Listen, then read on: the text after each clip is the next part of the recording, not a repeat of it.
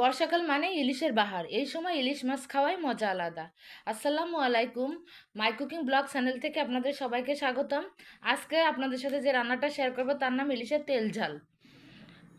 তেলটা গরম হওয়ার পরে প্রথমে 2 চামচ পেঁয়াজ বাটা দিয়ে দিলাম, 1 চামচ জিরা বাটা, 1 চামচ শুকনো জল বাটা, 1/2 চামচ রসুন বাটা, পরিমাণ মতো লবণ, 1/2 চামচ হলুদের গুঁড়া দিয়ে মশলাটা ভালো করে কষিয়ে নেব।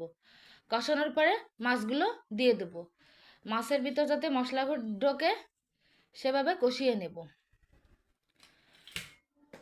এই সময় দিয়ে দেব সর্ষে বাটা, পানি দিয়ে ছাঁকনিতে সেকে তারপরে মাছের ভিতর দিয়ে দেব।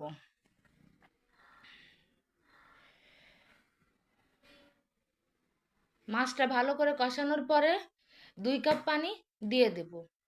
পানিটা 5 মিনিটের মতো ফুটিয়ে নেব। ফুটানোর পরে সেরা কাঁচা লঙ্কা দিয়ে দেবো। এই যে আমার রান্না প্রায় শেষ। সবাই আমার চ্যানেলটাকে লাইক